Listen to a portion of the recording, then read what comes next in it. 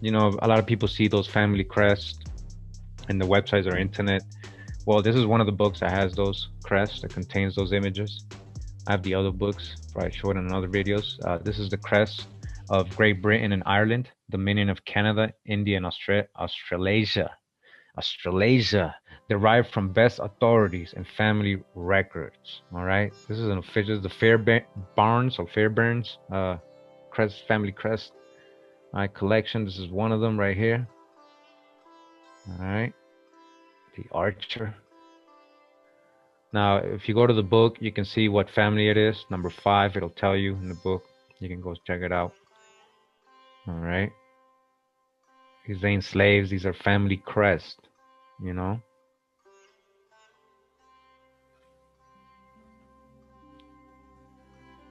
All right. And so this is an example of one of the pages. Just wanted to show you guys. I zoomed in into some of them. The whole book is filled with this. All right. And this is a close-up of number 7. All right. So what I've been trying to tell everybody is, you know, so what happened to all these dynastic so-called black families and all these dark Welsh and these swarthy Europeans? You know, that they just disappear and go to Africa? Is that what we're gonna believe? Is that what we're logically gonna say? And because when we're talking about indentured servitude and Europeans coming over here, I'm not just talking about light-skinned, pale Europeans. I'm talking about what they were calling the Black Dutch, the Swarthy, Germans, the Black Irish, the Black Scots. Hundreds and hundreds of thousands, hundreds and thousands. I'm telling you, we've got the numbers. If you, in case you haven't seen my videos of white servitude, indentured servitude, and I got a lot more coming. And it's just overwhelming the amount of so-called black Europeans that were sent over here to work in plantations, tobacco, sugar plantations, to be, as convict prisoners of war, these Jacobites and all that. I'm going to show you today the muster rolls.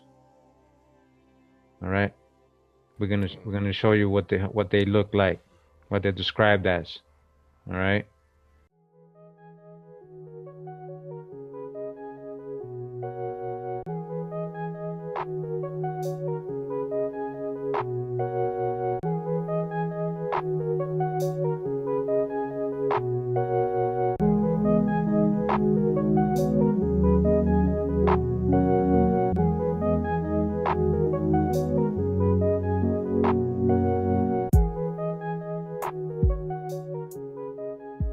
A very famous family crest book of Great Britain. All right. And so again, this is what you find in this book, different crests. All right. And we're going to zoom into a couple of them again. All right. Now, when I be saying, do you remember who you are? All right. We're all in the journey, right? We're all learning. I'm a student too. Doesn't mean I got all the answers just because I got all these videos and I'm reading all these books. I'm continuing to learn, and I'm starting to see a bigger picture here. A real bigger picture.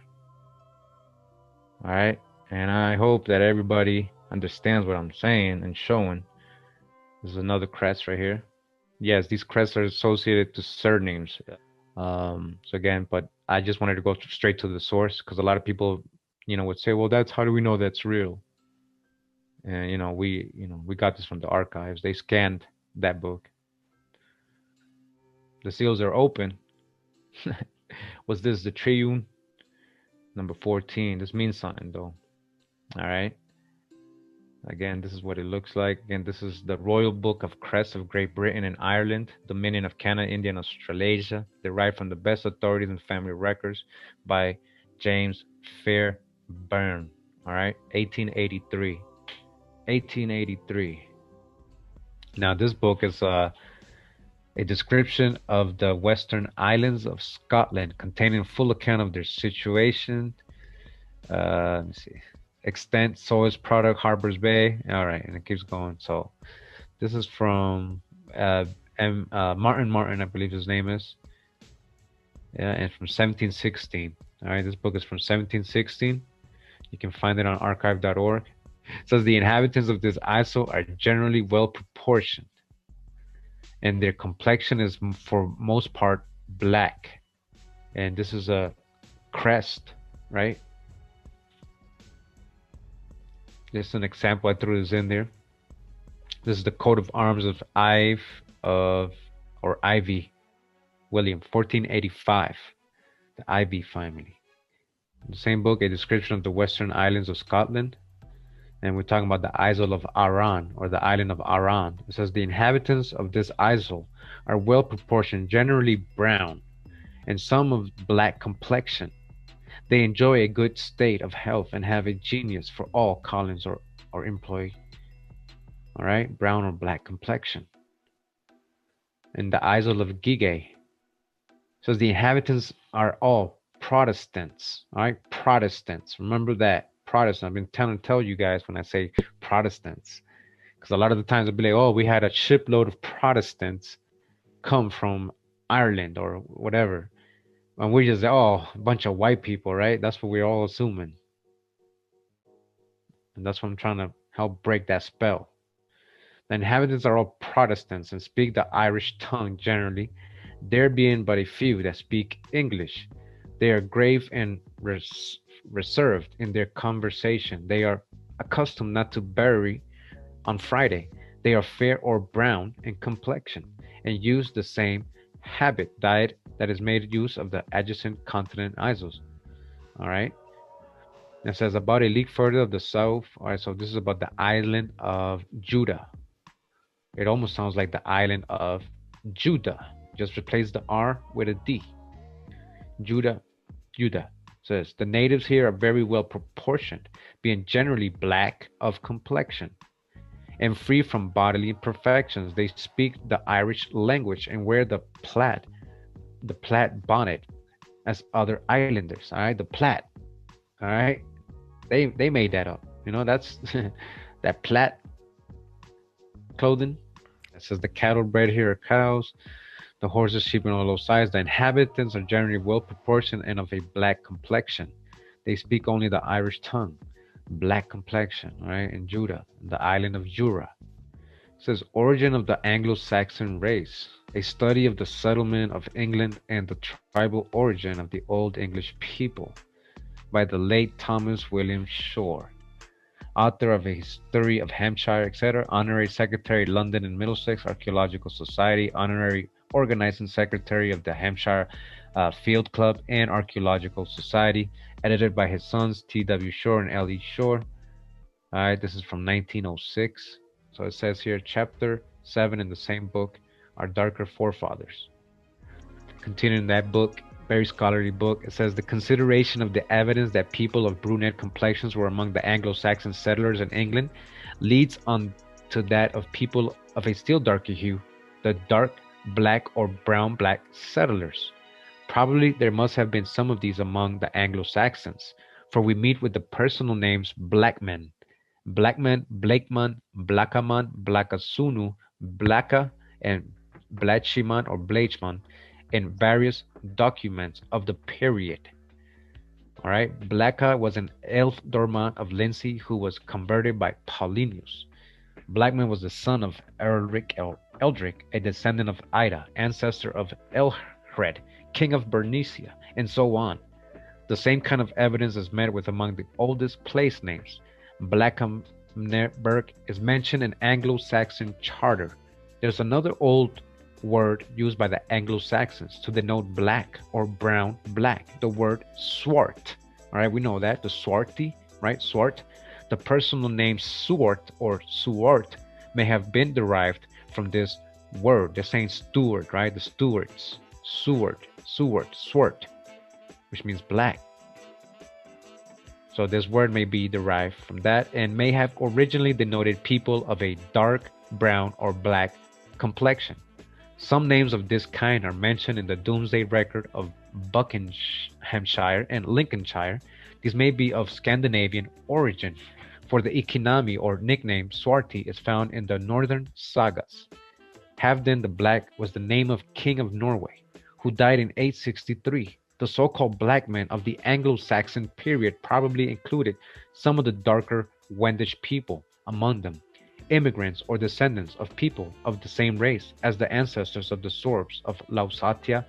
All right, so I know I'm reading and I hope people's understanding, but letting us know that there was black Anglo-Saxon. As late as time of the Domesday Survey, we meet with records of people apparently named after their dark complexions. In Buckinghamshire, Blakeshiman, Swartinus, the swartiness, right? And others are mentioned in Sussex, one named Black in Suffolk, Blackemanus and Swartikungus, and others at Lincoln. The invasion of the coast of the British Isles by the Vikings of a dark or black complexion rests on historical evidence which is too circumstantial to admit of doubt. All right, this scholar from all these historical societies is letting you know black Vikings, right? Dark-skinned Vikings. There's too much historical evidence, which is too circumstantial to admit of doubt. All right, he's already letting you know it's too much evidence. But what happened throughout history? What did they teach us? All the circumstantial evidence that he knew about. This is from the 1800s, right? So why didn't they teach us that there were black Vikings? Why did they always show us white Vikings? All right, in the Irish annals, the black Vikings are called Dub Genti or black Gentiles. These black Gentiles on some occasions fought against other plunderers of the Irish coast known as the Fair Gentiles, who can hardly have been others than the fair Danes or northern Northmen. In the year 851, yeah, Oh, I just wanted to point out that you might be mindful that to anybody who's following you, that the word Gentile only means somebody who does not believe the way, doesn't believe the same as the person that they're invading, or the invader doesn't believe. That's what, so they call one another Gentiles or pagans. yeah, exactly. That's from the view of what somebody would call a Hebrew, right? What they would call a Gentile, depending on what they're saying. We'd have to analyze who's saying what, right? Real talk, real talk. And then it says here that they're saying that it might be the fair Danes they encountered in the year 851. The black Gentiles came to Athcliath, Dublin. Example, Dublin. So that's the name, Dublin. In 852, we are told that 8 ships of the Finn Genti arrived. We're talking about black Vikings, and fought against the Dub Genti for 3 days, and that the Dub Genti were victorious. The black Vikings appear at this time to have had a settlement in or close to Dublin, and during the 9th century were much in evidence on the Irish coast.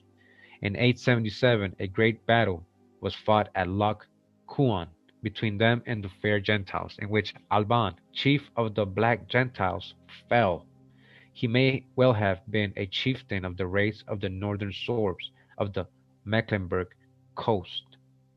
Domesday Book tells us housecarls in Buckinghamshire, and a people who bore such names as Swarting, Suart or Suan, Suart, and Swauart among its landholders, and it is difficult to avoid the conclusion that such names refer to people of dark complexions. All right, if they got last names like Seward, Stewart, Seward, all right, it's hard to avoid that they have dark complexions. All right, and what does it say here? Family names from the Irish, Anglo-Saxon, Anglo-Norman, and Scotch, considered in relations to their etymology, with brief remarks of the history and languages, peoples to whom we are indebted for their origin, by Thomas G. Gentry. This is from 1892. This guy is author of Life Histories of Birds of Assyrian, Pennsylvania, The House of Sparrow, Notes and Eggs on Bird. All right, so he's a bird specialist, but he also does this on the side. Now it says here, Deaver, originally Duber, from Dub, which means black. Dub, black. Like Dublin, the city of Dublin is the city of black. Dubl, man, a dark complexioned man. Dubur, Duibur, Dub, a dark complexioned man. Deegan, all right. And it says here, Deflin, Dub, black, Lin, marsh, or swamp. Just like moor also means swamp, a wasteland. That's another definition for moor. Just like dub also means a marsh, because you know what? A lot of these dark-skinned people were living along marshes, and it was becoming associated to them as well. So the word meant a lot more than just meaning a wasteland or a marsh. All right, dub, and we're gonna get to that either today or tomorrow. So dub, black, lin, and marsh swamp. So dub, Duffy. Duffy is also like dub, pronounced dub or dupe, or black. Dub, black, an individual, a black person, a black dub. All right. Dougal or Douglas, right? Douglas, right? Douglas, from black, dark, glass, green, gray, dark green, dark gray. Dougal. So Douglas means black too. Douglas. Dougal, from dub, black, gal, stranger, a black stranger. Dougal's from the same roots. All right. And it says here, dub. We already know what? The black. Black. King of Scotland. Black. What do they mean? Black.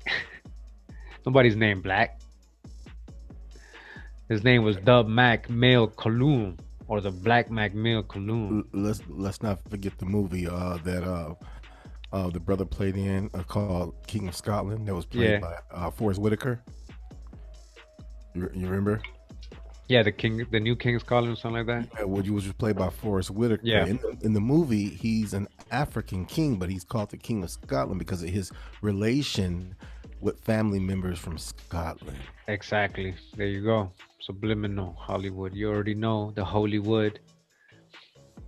Because it's reality dub King of Scotland. Black King of Scotland. Dub Mac Mill. What? Dub Mac Mill Coulon. What? Sometimes anglicized as Duff Malcolm.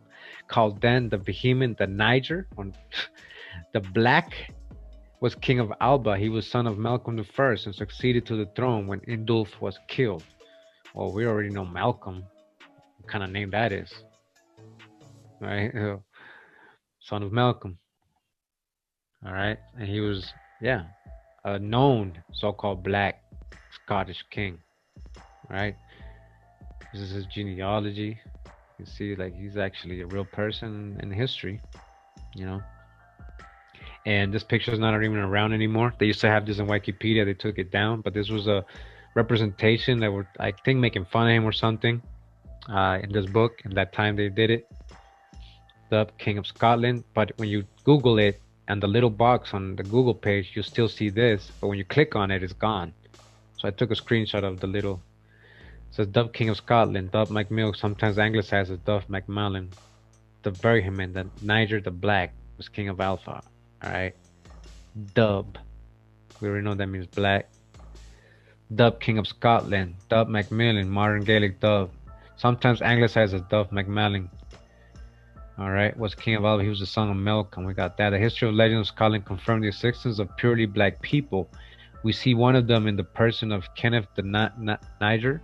During the 10th century, Kenneth the Niger ruled over 3 provinces in the Scottish Highlands. The archaeologist and writer David McRitchie declared that the Moors dominated Scotland as late as the time of the Saxon kings. He stated with scholarly authority, so late as the 10th century, 3 of these provinces of Scotland were wholly black, and the supreme ruler of these became, for a time, the paramount king of the transmarine Scotland. We see one of the black people, the Moors of the Romans, in the person of King of Alba of the 10th century. History knows him as Kenneth, sometimes as Dub, as the Niger.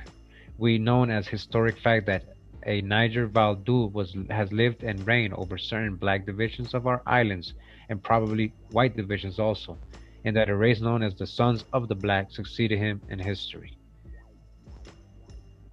All right, so now we're in this book. Thought it was a great find. It's called Memoirs of the Secret Service of John Mackay during the reigns of King William, Queen Anne, and King George I, including also the true secret history of the rise, promotions of the English and Scots nobility, officers, civil, military, naval, and other persons of distinction from the Revolution in their respective characters at large, drawn up by Mr. Mackay, pursuant to the direction of Her Royal Highness and the Princess Sophia. Published from his original manuscript and attested by his son Spring Mackay, Esquire, the second edition. And this is printed in 1733. All right, this is the Roman numeral 1733. So this is the author of the book, John Mackay. Again, we're at the Oxford Dictionary of National Biography. This is actually a PDF. There's so many volumes, but they have an online version, but you need access to it with a university. But either way, it says that he's a writer, a spy. All right, a spy. Was a Scot of obscure birth, parentage, and education. He fled from France to London in the summer of 1682 with the first news of the intended French and Jacobite invasion from Lagoux. Again, John Mackay, government agent or spy. And this is from the Dictionary of National Biography, 1885, volume 35. All right. He, the author of Memoirs of Secret Services. That's what we're going to read right now. Down here is what I want to read. It says he's the author of somewhat important contribution to contemporary history, Memoirs of the Secret Service of John Mackay. It says the chief value of the memoirs consists in its description of the leading personages of the period. All right. This is the chief value. All right. Pay attention because we're about to read some deep stuff. So chief value. All right, it's descriptions of the leading personage, the descriptions, that's the value in this, all right? Which evidence both keen powers of observation and great impartiality of judgment, all right? He was not lying and he wasn't trying to, hide anything or had an agenda. He was being true of what he was seeing and reporting, all right? Remember, he's a spy. He has to report what he sees. So we can find this book we're about to read in all the digital archive libraries. This is the New York Public Library. The Royal Collection Trust, they also have a copy here. All right, there's another copy here you can get. It says here, the description says, this work has been selected by scholars as being culturally important and is part of the knowledge base of civilization as we know it. And this is the Amazon version. And when you look inside, you know, there's nothing. They don't show you. Trust me, there's some deep stuff in here they don't want to show you right now. So I just want to read a little bit of the history of this book before we got into it. Very important. And, you know, I remember he was a spy. He was saying that he was writing what, you know, he was seeing. So we're not going to read the whole thing. But basically the book explains that he found out that they were going to invade London with the help of France or some places. And, you know, he snitched on them. And, you know, King William was able to beat these guys, the Jacobites. But we're going to get to some very important parts of the book. All right, so we're going to begin with this person right here, which he's describing as, his name is Charles, known as the Duke of Somerset, master of the horse, of the ancient family of Seymour, who made so great a figure in the reign of Edward VI. I remember, these are the people he's spying on. So these are the Jacobites, all right?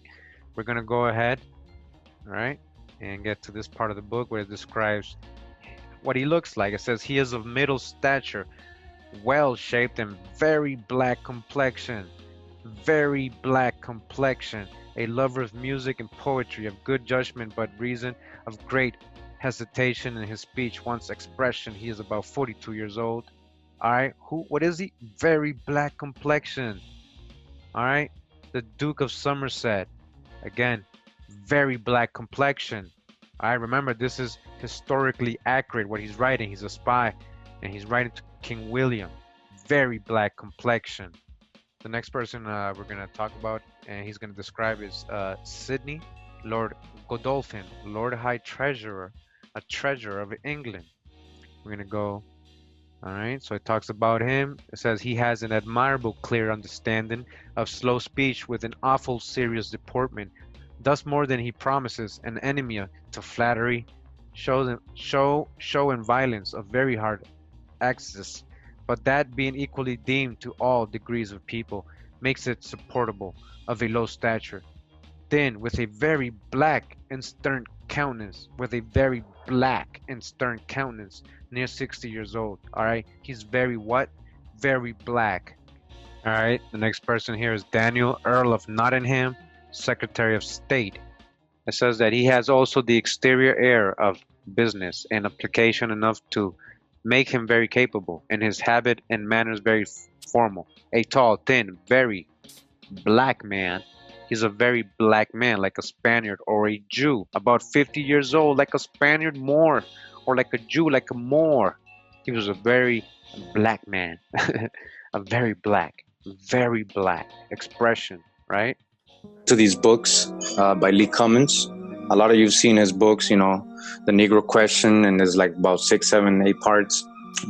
The world history that is being taught in the classrooms omit the existence of the Black Scots, Black Irish, Black Brits, Black Italians, Black French, or Black Europeans that were sold directly into the American slave plantations. Again, what I've been saying, who was really coming in over here in ships by the thousands and thousands and thousands? That was Europeans, both black and pale skinned Europeans, not just black, all right, but also not just white. So it says here, the Scottish kings of England. All right, so here he has a picture of King James. All right, so this is an image he has here of King James.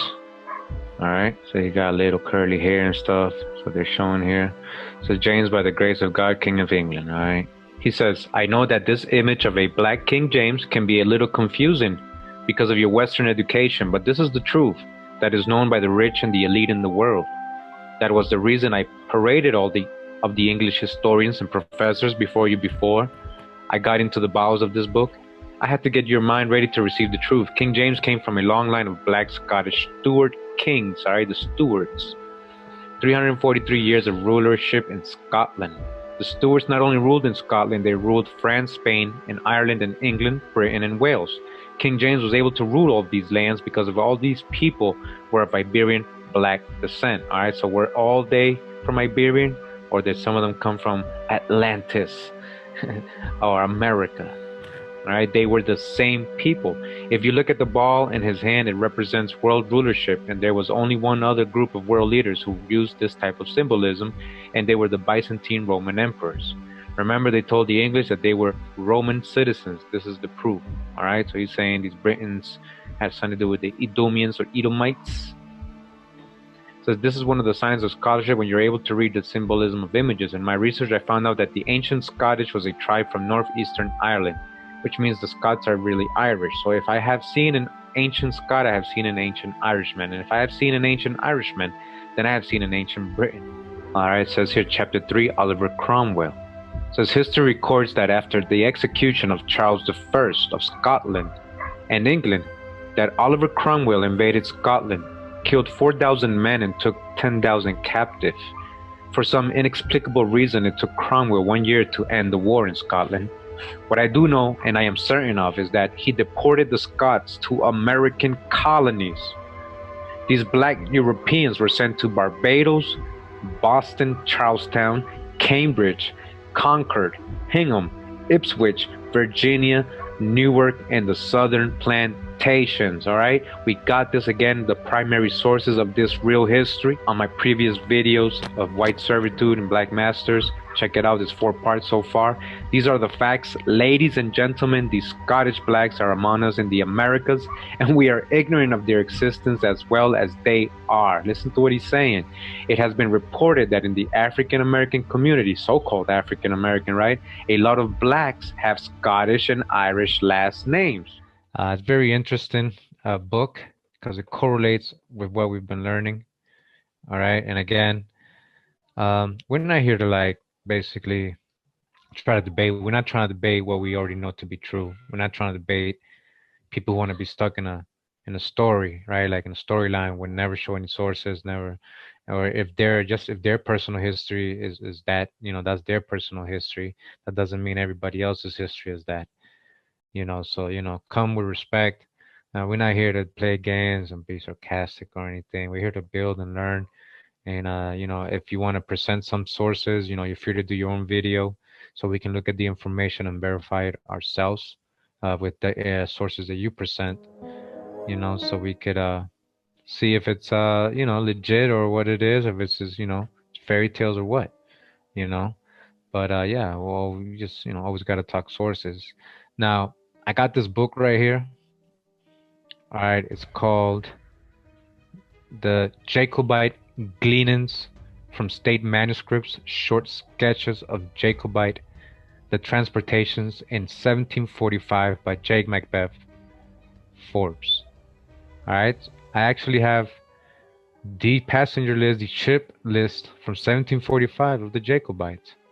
All right, and there's something very interesting in here. All right, this is from the Harvard College Library from the bequest of Thomas Rand Ward. All right, and again, when we're talking about these people right here, we ain't talking about Africans. Right? It says the Jacobite Gleanings from State Manuscripts, Short Sketches of Jacobite, The Transportations in 1745 by J. Macbeth. An exact list and description of 150 rebel prisoners shipped at Liverpool on board the veteran John Rickey, master for the Leeward Islands, which were taken near Antigua the 28th June last by the diamond privateer Paul Marcelli, commander, and carried into Martinico the 30th June of 1747. All right, what are we going to see here? The passenger list of all these prisoners, Jacobites. Now let's see, it says name, age, profession, the county, the statute, remarks, so any other thing, right? And number 1, just for example, we're going to start with number 1. It says Robert Adam, 18. He was 18. He was a laborer. County, he's from Stirling. He was 5 feet 1 inch, very short. He's brown. He's brown, smooth face, right? He's brown. All right, he's brown. William Bell, 46 Weaver, Berwick, 5'4". He's black with curled hair. He's strong made.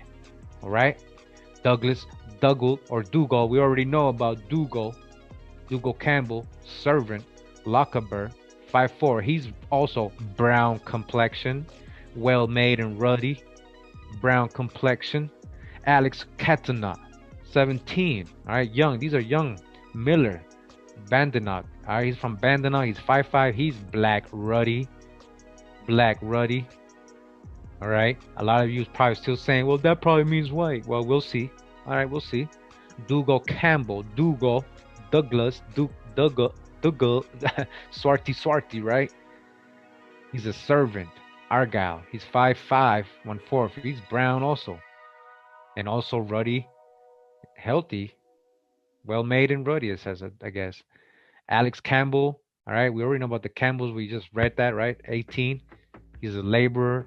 Inverness, 5'48". He's pock-pitted. He's pock-pitted, whatever that means. John Campbell, he's 20. He's 5'2". He's swarthy. All right, he's swarthy. There's no saying, oh, well, that black means, no, swarthy. He's swarthy. Alex Cameroon, he's well made. He's swarthy because this doo-doo, brown, swarthy, brown pock-picket. Oh, I guess so. These are all brown people. See that? The D-O is ditto. All right. William Dickinson, red hair, thick set, and healthy. Alex Davidson, he's ruddy and slim made. Andrew Edwards, he's black, well made, strong. All right. Alex Goodbrand. All right. So I want you to see all these people, right? All these people. Look at the names: brown, black, brown, thin, black, brown, ditto, and so on. Do you see any of your last names here? These are Jacobites. You understand what a Jacobite is? Huh? This is a long list. I'm trying to tell you. All right? I'm going to show you sign.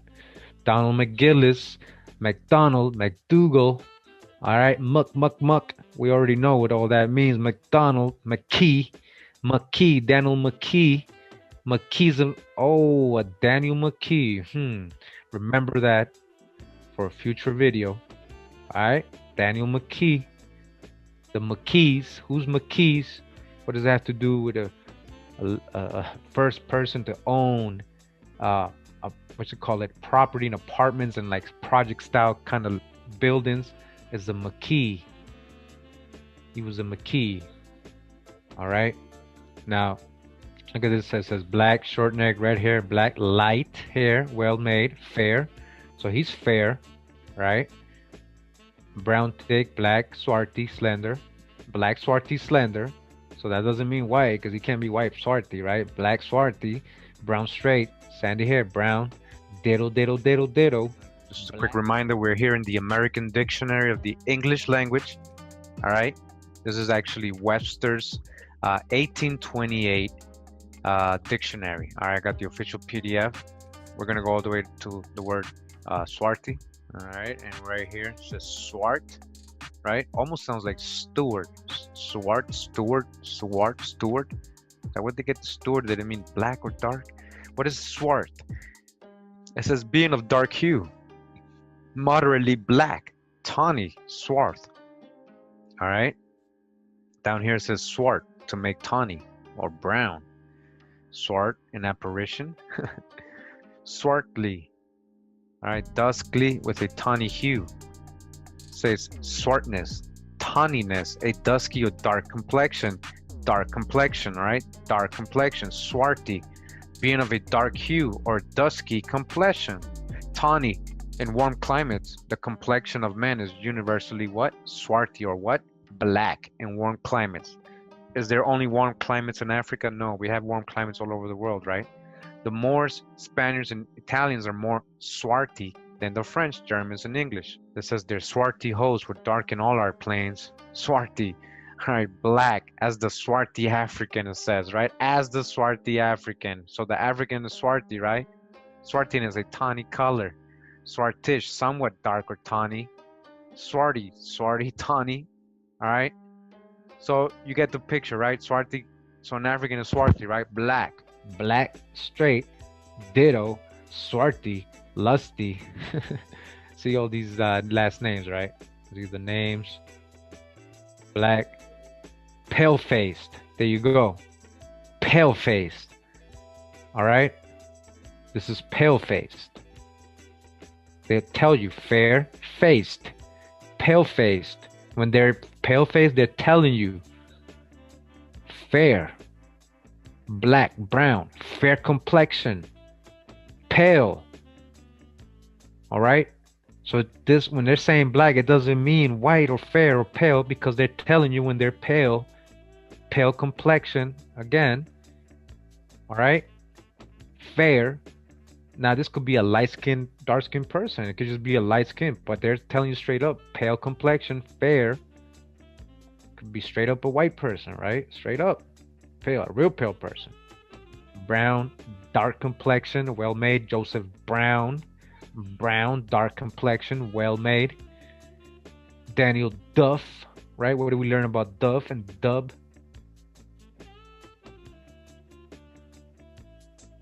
All right, dark hair, healthy, brown, sickly. Sickly, wow. He don't sound good. Well made, brown complexion, all right. Pale hair, sickly, dark visage, strong, healthy. Pale complexion, all right. This guy's pale, James Mann, all right. And the list continues. There's a long list here. Remember how much they had? Dark complexion, dark. So what is the pattern we're seeing here? If anybody has noticed already, you know, I would ask my daughter, you know, what is the pattern? She would say, well, they're all dark. They're all brown. I'm like, yes, exactly. It's a majority of dark complexion people here, brown complexion, swarthy. As you can see, these are all swarthy, dark, you know, dark complexion, black, sturdy. Look, dark hair, brown, black, dark brown, nut brown. He's a nut brown, dark hair. He's fair, brown, spring, brown. Oh, look at the last names read. All right. We're not talking about Africans here just because these are dark complexion people. All right. Brown, sprightly, light brown, there you go. Even when they're light brown, they're getting very specific. All right. They were probably doing that for a reason, make sure later on they'll be like, well, he's darker, let's make him longer. Let's take, you know, he's pale. Let's, you know, they were taking this for a reason. Black man, brown, light brown, dark chestnut. All right, dark brown. Thomas, bold. You did kill. This is Margaret Dykes, Mary Mackenzie, Barbara Camel, James McIntosh. All right.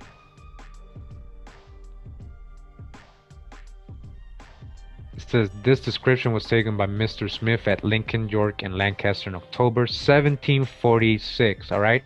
Primary source. Do you understand what a primary source is? These are people from that time writing this down. All right. This is not pseudo just because it's old. So a lot of people like to use that because we're reading older books that it means pseudo, that automatically older books are lie or pseudo. And that's totally false. And when you hear that, alarm should go off right there. You should see, why is this person doing this, trying to dodge me from this information? Why is this person trying to keep me from knowing this information? This is not pseudo. This is actually in Harvard Library. It's not under the fictional aisle. I don't even think they got a, well, they probably do got a fictional aisle, like every other library, but I don't think this would be there in their fictional aisle. This is history. All right. And they don't teach people this. If they would have taught me this in school, elementary school, if they would have shown me this and said dark, you know, swarthy, brown, I'm like, well, teacher, that sounds like a black person, teacher. What was she gonna say? You know, they don't even got the teachers trained to rebuttal stuff like this. Teachers can't even go outside of what they read, those textbooks they're given. They don't go outside of that. But we're going straight to the primary sources. And we're not talking about Africans. All right. I'm going to read here a little bit. I don't know what it says. The list is taken from 3 different Gaos, Lincoln, York, and Lancaster. And it's likely that the first 46 prisoners, whose names are all alphabetically arranged, would come from Lincoln. The other names from York and Lancaster being inserted without any regard to sequence of the 135 men, 18 hailed from Perthshire, 20 from Inverness, 25 from Aberdeen, 19 from England, and 1 from Ireland. All right, so yeah, it tells you right here. Then I think right here says there was an Edinburgh writer, George Gume, age 30, marked as a black man whose color would no doubt suit the West Indies. Say what? Oh, I didn't expect that one. You hear what they just said right there? Let me go back. As to the trades represented, 55 were laborers, 11 servants, 20 weavers, 4 herdsmen, 2 gentlemen. Number 105, John Mackenzie. 22, Ross Shire, well-made gentle. They had numbers. You see that? They had numbers, their property. Number 111, John Osler. 20, Lincoln's brown-haired Gentile. There was an Edinburgh writer, George Hume, age 30. He was marked as a black man whose color would no doubt suit the West Indies. Oh, he'll fit right in the West Indies. This black man. You're talking about European Jacobites, right? We're not talking about Africans. It's called Memoirs of the Secret Service of John Mackay during the reigns of King William, Queen Anne, and King George I. All right, the next person here is John, Duke of Newcastle. It says, is this the name of host was Earl of Clare before the Revolution. And married a daughter of the late Duke of Newcastle, who died without heirs male. King William created this gentleman a duke and gave him the garter. All right, so King William kind of hooked him up. It says here he has the best estate in England and employs most of his time in improving it. Is very covetous, yet makes a great figure at his seat in Yorkshire. Is firm for the constitution of his country, and has only one daughter, who will be the richest heiress in Europe. He is a black, all right, he is a black, ruddy complexion man, near 60 years old. Again, he is a black, ruddy complexion man. This is the next person we're going to look at. It says Charles Lennox, Duke of Richmond. It says is the son to King Charles II by Duchess of Portsmouth. All right, son of King Charles II. It says he is a gentleman, good-natured to a fault, very well bred, and has many valuable things in him. Is an enemy to business, very credulous, well-shaped, black complexion, much like King Charles. Not 30 years old, all right? He's black complexion, just like King Charles, his dad. King Charles was black, just like his son. Next person we're going to look at is Charles, Duke of St. Albans, all right? Who is also the son of King Charles II by Miss Gwynn. Now it says Charles, Duke of St. Albans. He is a gentleman very way de bon naturel, well bred, does not love business. He is well affected to the constitution of his country. He is of black complexion, not so tall as the Duke of Northumberland, yet very like King Charles. Turned 30 years old, all right? Black complexion. All right, we're here with Basil Fielding, the Earl of Denbigh. It says is representative of the name and family of Fielding. He was a gentleman of the horse to the prince in the reign of King William, but on the difference between the king and him, quitted that family and has a regiment of dragoons. He is a gentleman in good nature, but is one of the greatest drinkers in England. He is tall, fat, very black, and turned out 40 years old. He's very black. And we're the Earl of Kingston. All right, it says of the name and family of Pierpoint, has a very good estate, is very fine gentleman of good sense, well bred and a lover of the ladies, entirely in the interest of his country, makes good figures, is of black complexion, well made, not 40 years old. We got Richard, Earl of Ranelagh. Says is a peer of the kingdom of Ireland, of a great deal of wit, had originally no great estate, yet has spent more money, built more fine houses, and laid out more household furnishing and gardening than any other nobleman in England. He is a great epicure and prodigious expensive. All right, so down here it says he's a bold man and very happy in jest and repartees, and has often turned the humor of the House of Commons when they have designed to have been very severe. He is very fat, so he's a very fat guy and black. It says very fat, black, and turned of 60 years old. Fat and black, all right? A fat black guy, Richard, Earl of Ranelagh. This is Henish Finch, Lord Gurnfrey. Says the second son of my Lord Chancellor Finch, brother Earl of Nottingham. Says he is accounted one of the greatest orators in England and good common lawyer, a firm asserter of the prerogative of the crown and jurisdiction of the church, a tall, thin black man, splenetic, near 50 years old. Then we got Montagu Venables Bertie, Earl of Avignon. So what does it say about Benaglis? All right, it says that he's a branch of the Berties, a gentleman of fine parts, makes a good figure in the counties of Oxford and Buckinghamshire, was made by the Queen Constable of the Tower of London, is very high for the monarchy and church, of a black complexion, past 40 years old, of a black complexion. Right here we got Mr. Matuin, ambassador to the King of Portugal. Ambassador to the King of Portugal, Mr. Matuin. Says that he is a man of intrigue, but very muddy in his conceptions and not quickly understood in anything. In his complexion and manners, much of a Spaniard, a tall black man, 50 years old, just like a Spaniard. And we're talking about Moors, most likely Spaniard. And we continue in this book, you know, Memoirs of the Secret Services of John Mackay. Remember, this was the spy that King William sent out there to spy on these Jacobites and supporters of the King James and all that to get the throne back. And this is where he is describing the people that he's encountering and spying on. Right. So this is again page 151, and Mr. Stanhope says envoy extraordinary to the States General of the United Provinces. His son is Colonel Stanhope, is one of the finest young gentlemen we have. Is very learned with a great deal of wit. King William designed to have sent him to the court of Sweden, and he is certainly fit for any negotiation. The father is now old, and the son of a handsome black man, turn of 30 years old. Next we got the Earl of Orkney, Lieutenant General. Alright, is a fourth son of the late Duke of Hamilton, and brother of the present. He was bred under his uncle and my Lord Dumbarton, who died in France, and after the Revolution had his regiment. He is a very well-shaped black man. Is brave, but by reason of a hesitation, his speech wants expression. So he's a black man, very well-shaped black man, really. Next we got Rear Admiral Wishart.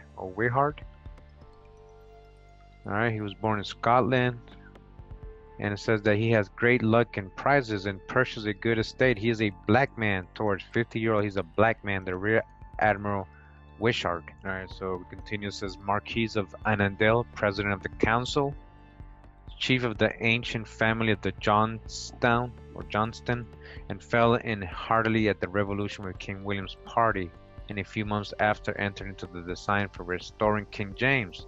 Alright, he was helping restore King James, right? He's a Jacobite, right? Which being discovered by the apprehension of Neville Payne, who was sent from England to carry it on, he submitted himself to King William, confessed his fault, and had his pardon. All right, it says that he was often out in the ministry during the king's reign, extremely carried away by his private interest, had good sense with a manly expression, but not much to be trusted. Makes a fine figure in the Parliament House, as he does in his person, being tall, lusty, and well-shaped, with a very black complexion. This Jacobite supporter of King James, who got caught by King William. All right, Marquis of Annandale. He is very black complexion. To continue, this is Lord Belhaven. It says it's a branch of the family of Hamilton. It was the only peer who opposed the act of secession in Scotland when the Duke of York was present, for which he was sent prisoner for the castle of Edinburgh. Oh, he didn't like King James, huh? Lord Belhaven. All right, so it says that he was been angry with the administration of the reigns. All right, so he was against that whole thing. So he says he's rough, fat, and black. Noisy man, more like a butcher than a lord, turn of 30 years old, a fat black man. Continue on page 237. It says this is the Earl of Home. Is the representative of the noble family of that name, Home. He's endued with very good parts of a firm countryman, but never would acknowledge King William. Right, so he was a Jacobite. And it says that he is a black man of a middle stature with a sanguine complexion. He is a black man of a sanguine complexion, and one of the pleasantest companions in the world, towards 60 years old. I'm just going to continue with this. Now we're going back in the book, because this book also has a lot of descriptions of them being brown. Yeah, brown complexion. So it says this is John, Duke of the Buckinghamshire and Lord Privy Seal, very important person in those times. He was made Lord Chamberlain by King James, so very supportive of King James. He was there during that whole thing, and says that for Notwithstanding his great interest at court, he is certain he has none in either house of parliament or in the country. He is of middle stature, of a brown complexion, with four lofty look, with a sour lofty look, near 60 years old. So he's a brown complexion. We continue with John, Lord Somers, the late Lord Chancellor, says of a credible family in the city of Worcester. His father was attorney and bred him to the law, which was his profession for some years. Before he was taken notice of, he was retained as one of the council for the 7 bishops in King James' reign, and behaved themselves in the cause with so much applause as gained him very great reputation and first brought him into business. All right, so he was very known by this whole administration of King James. He was obviously a supporter of King James, might be considered a Jacobite. And regarding his complexion, says he is of a grave deportment, easy and free in conversation, something of a libertine and middle stature. He's a brown complexion, near 50 years old. All right, brown complexion. What's brown complexion? Aren't you brown complexion too? Just to finish up, it says Earl of Feversham, a third son of the family of Duran in France. His middle statured and brown man. He's a brown man. All right, now there is a great example here. I want to show you that they also have white or fair people complexion. All right, Thomas Earl of Aylesbury in this book. So it says that he is of fair complexion, right? Fair complexion. So you guys can see they're not just making everybody black or brown, right? George Lord Abergavenny, gentleman of the bedchamber to the Prince of Denmark. All right, he's a little brown man, very lovely, a little brown man. We got Robert Lord Lexington. All right, son of the Sutton, was a gentleman. It says that he is handsome, of a brown complexion, 40 years old, of a brown complexion. Robert Lord Lexington, brown complexion. Continue. We got Neville Lord Lovelace, is Lieutenant Colonel of the Horse of Guards, a very pretty gentleman of good sense and well at court, a short, fat, brown man. We got Ford Lord Grey of Wark, all right, his brother to the late Earl of Tankerville. He's also brown, a thin brown, handsome man, and brown. He's also brown. We got John Lord Ashburnham, has a great estate in Suffolk and improves it, is a thin brown man, 50 years old. He's a thin brown man. These are all Jacobites, these brown and black men.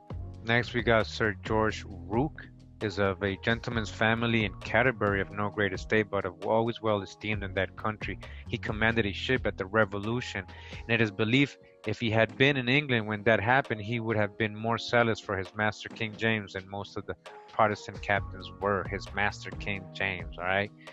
It says he had the capacity to do a great deal if he pleases to apply himself to it. He is a stern-looked man of a brown complexion, well-shaped and 60 years old, brown complexion. We got James Vernon Esquire, teller of the Exchequer. This was a clerk in the secretary of King Charles II's reign, secretary of Duke of Monmouth, and at the Revolution was undersecretary of Duke of Shrewsbury. These are all Jacobites. All right, very important man here, James Vernon, and it's telling us here in this book that he's also a tall and thin, brown complexion man. All right, a brown complexion man. Now, what does Wikipedia and the internet show us? James Vernon, the executioner, this is him right here. Get a close-up of the picture. Does that look like a brown complexion man to you? That's a white man they're painting. This is not the person that they're describing.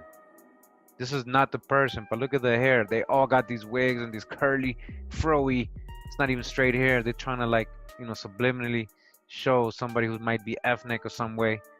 All right. The real person is brown complexion. The proxy, the fake person, is this pale-faced person right here. This is not the same person. This is not the Jacobite.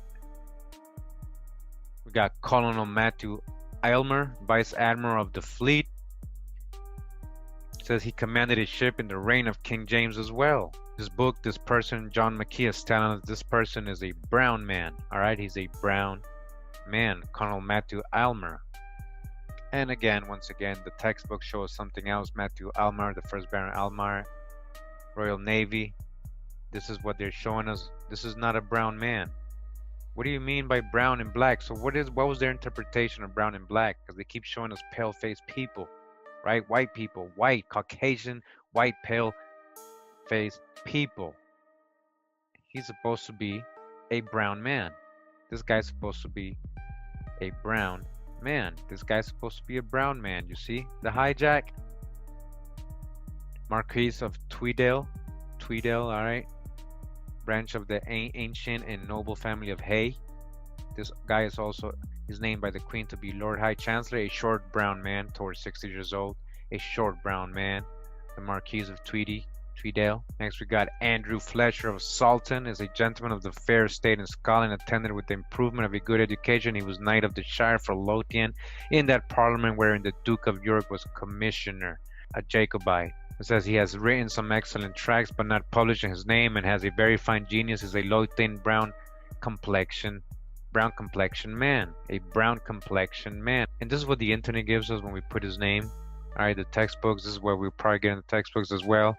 And we're in the nationalgalleries.org, and this is what we got for Andrew Fletcher, who's supposed to be a brown complexion man, Does this look like a brown complexion man? It's just another white guy here. They keep showing us pale-faced people. Do you see what's going on? Do you understand now the hijack, the level of hijack they got us in to break the spell? You see how they brainwashed us all our lives. All right, because he's supposed to be a brown complexion man. And we got the Earl of Perth here as a representative of the ancient and noble family of Drummond. All right, now remember, these are ancient noble families. They're not just, I'm not just showing you one person, I'm showing you whole lines. We're talking about people, the whole lineage of brown and black people of Europe. And again, this person is also, he's a middle stature with a quick look, a brown complexion, and towards 50 years old, brown complexion. And this is the same person here, James Drummond, 4th Earl of Perth. All right, the Earl of Perth was a Scottish statesman and a Jacobite. He was a brown complexion, remember, but look what they're showing us here. Let me just show you. Does it look like brown complexion to you?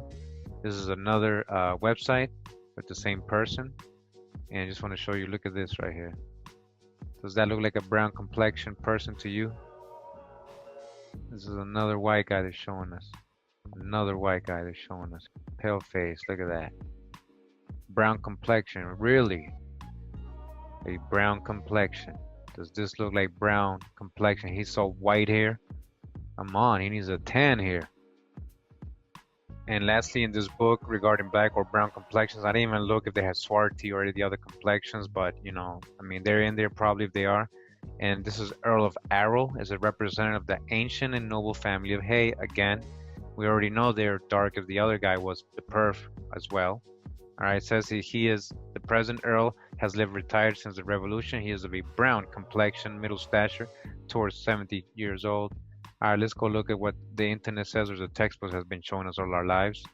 And right here we got James Hay, 15th Earl of Arrow. Now this is the picture they got of this person right here. Earl of Arrow, which is the same person. Now look how white he is. Wow. Remember, there's supposed to be a brown complexion. The Earl of Arrow is spelled differently. The Hay family. A brown complexion, middle stature. All right, now with this person right here, look like brown complexion to you? We gotta dodge the hijack. This is what I've just been wanting to show you guys. Over us, they've been lying to us our whole lives, making us think that everybody who's dark skin came out of Africa, and that everything, you know, all these slaves and all these people and all these, even these Europeans were all white, but it wasn't like that. Everything's been flipped on us, all right? The whole script. So I hope this video helps, you know, bringing your awareness to this, and that we don't really know everything. They've been telling us a lie this whole time. I mean, just look at this image right here. Do you see any brown complexion or anything like that? This person. All right. Who are these people they've been painting? All right. So now you know this video was the black Jacobites. All right. They're described in that time in 1733. That's the way they're described. Even the brown ones. All right. You saw none of them were brown. We showed the images they show us today. This is the same images they're still showing kids, our children, everybody in the schools and universities and the textbooks. This is what they're showing in history channels, in college curriculum books. This is the images that they're showing, and these people are supposed to be brown and black. Again, does this look like brown or black to you? Does this look like brown or black to you? all right? And these were black Europeans of nobility. They were coming over here as indentured servants, some of them as Jacobites, prisoners of war, right? Rebels. They were being sent over here in the plantations. We got that already in the last video. Make sure you go watch that. All right, so we're gonna continue with a lot of good videos. I got a lot of very good, interesting videos because this has opened up a whole new thing. All right, we think we know history, but we don't know history, and I'm about to show you guys that. I hope you guys enjoyed this video. Thank you for being here in the chat. You know, even though this was not such a long video, hope you guys liked it and you can use it for a resource and look into it further in your studies. All right, investigations. So have a good night and or a good day wherever you are. Much love and blessings. Much love and respect to everybody. Hawa. 350,000.